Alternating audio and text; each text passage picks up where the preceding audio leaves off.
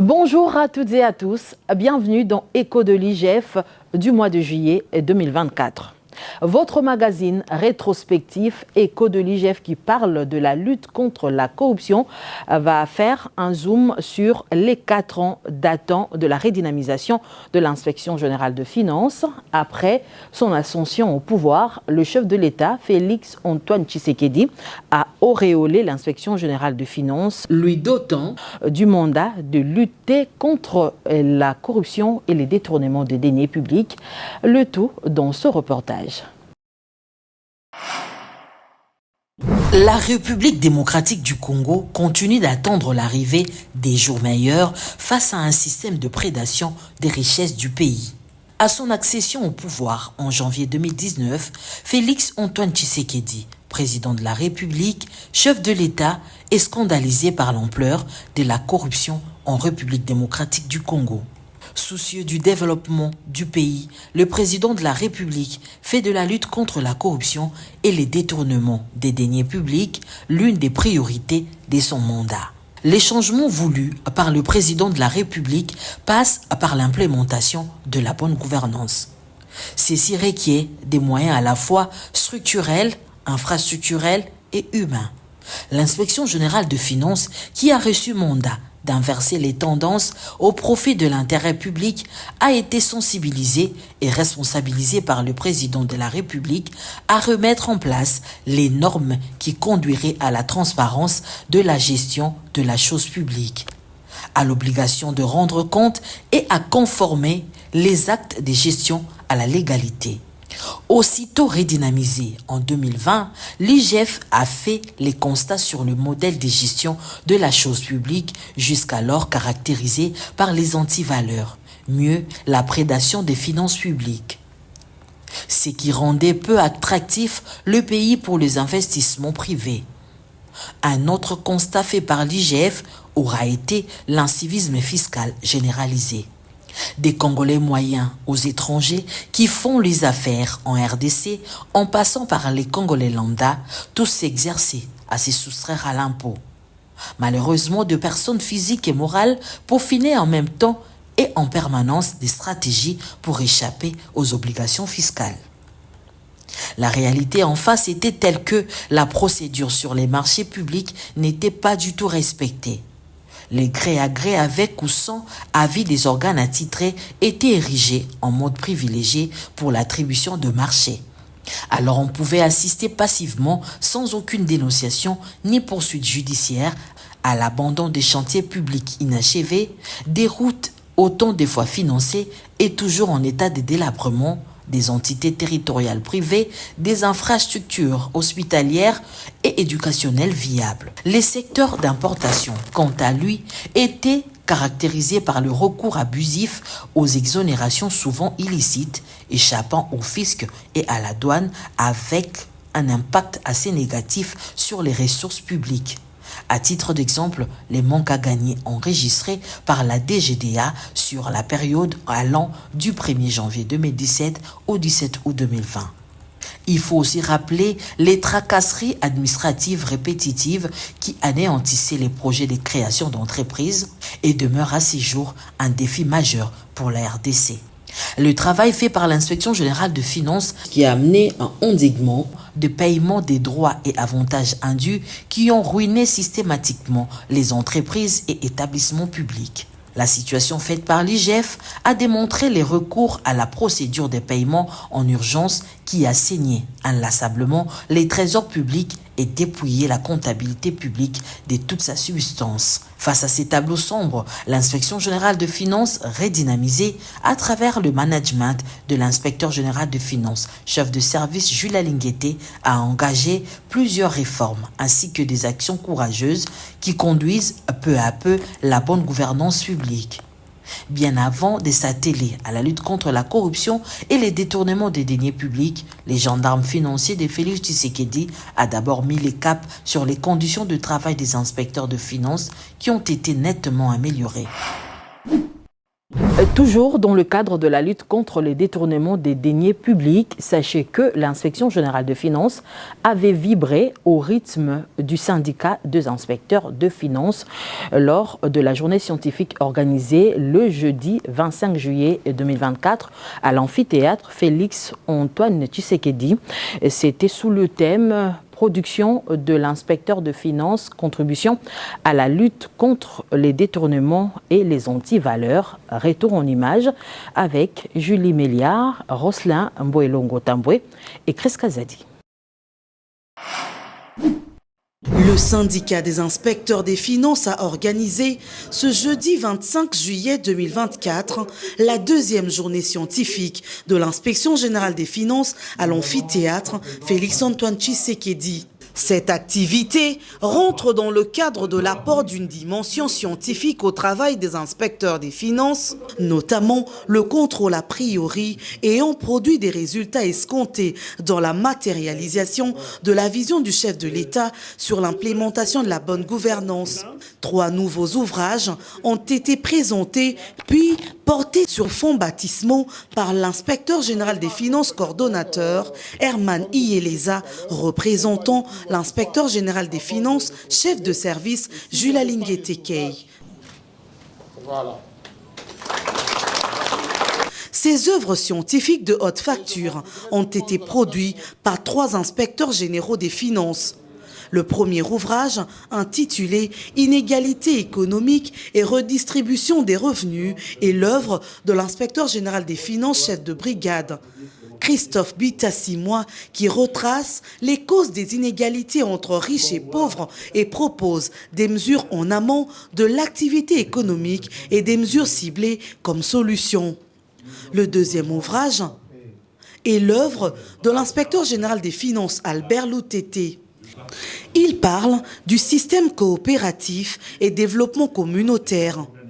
Pour lui, il n'y aura jamais de développement agricole sans réforme agraire ni de coopératives organisées. Le troisième s'intitule « Finances publiques du pouvoir central ».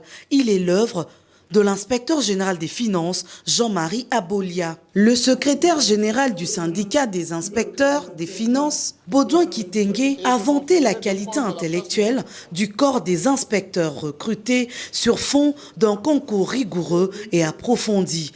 Que l'inspection générale des finances n'est pas bornée, il n'est pas limité aux missions de routine, aux travaux de contrôle, mais qu'à l'intérieur de l'inspection générale des finances, il y a des têtes pensantes capables d'appuyer l'action que nous faisons matériellement sur le terrain. Il y a des personnes qui réfléchissent, qui impulsent sur les méthodes de travail, sur les voies et moyens pour permettre au gouvernement d'atteindre ses objectifs en matière de bonne gouvernance. Les réalisations de l'IGF depuis sa redynamisation en 2020 par le chef de l'État ont été retracées par l'inspecteur général des finances Matadi, notamment l'intériorisation de la gestion orthodoxe dans les entreprises et établissements publics. Puis, l'inspecteur général des finances, Pascal Kanka, a mis l'accent sur l'efficacité de la patrouille financière ayant révolutionné le contrôle a posteriori qui a démontré ses limites. Cette deuxième journée scientifique de l'inspection générale des finances vient à point nommé pour soutenir et confirmer la vision du chef de l'État pour une gouvernance juste et meilleure. Tout de suite, vous allez prendre les informations complémentaires avec Elvire Kingana, à qui je vais devoir laisser la place. Bonjour Elvire. Bonjour Nadia. Merci. La deuxième journée scientifique de l'IGF a vécu, mais les ouvrages portés sous le fonds baptismaux vivront toujours.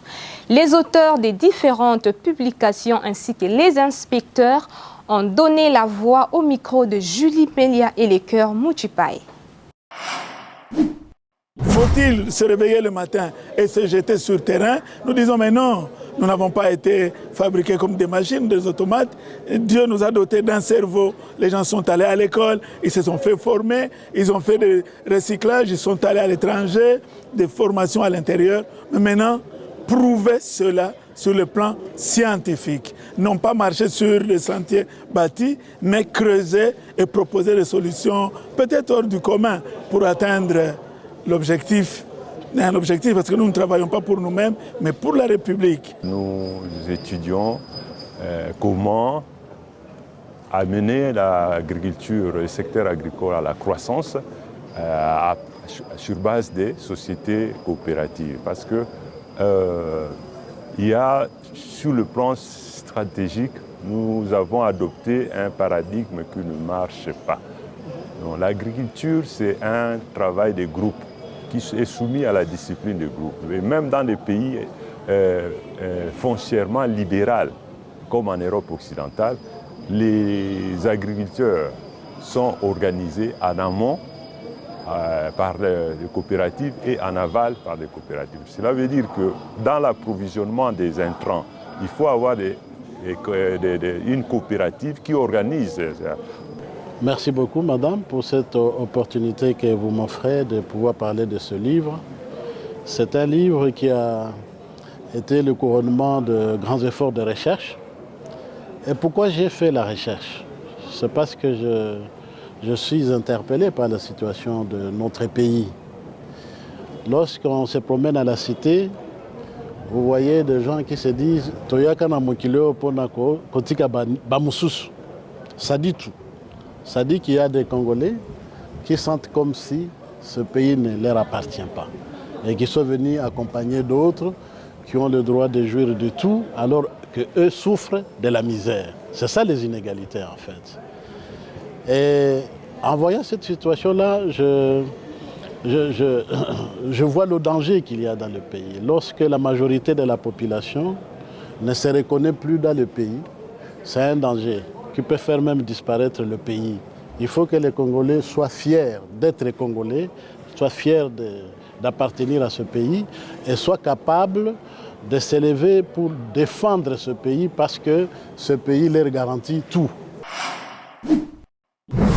Une autre réaction de suite de cette deuxième journée scientifique de l'IGF est celle de l'inspecteur général de finances coordonnateur Herman Yeleza. Il a représenté le chef de service Jules Alinguete à cette manifestation. Sa réaction s'est aussi adressée à ceux des Congolais qui font semblant de s'attaquer au chef de service de l'IGF, alors qu'en réalité, ils visent la neutralisation du contrôle de l'IGF. Le cœur Moutupaï, Roslin Mboueleongo et Chris Kazadi ont choisi pour vous cet extrait. Suivez. On ne peut pas venir dans une activité comme celle-ci et faire la langue de bois contre toutes les attaques dont le service est l'objet. Aujourd'hui, on croit qu'on s'attaque à son animateur principal, alors que consciemment, on sait que c'est faux.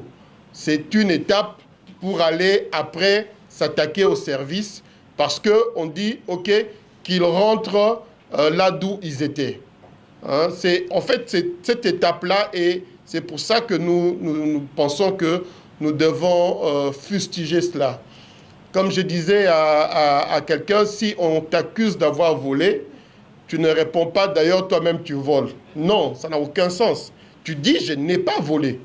Si votre femme vous dit, vous avez une maîtresse, vous ne lui répondez pas, votre frère aussi en a. Ça veut dire que vous avouez que vous avez des maîtresses, que vous avez volé.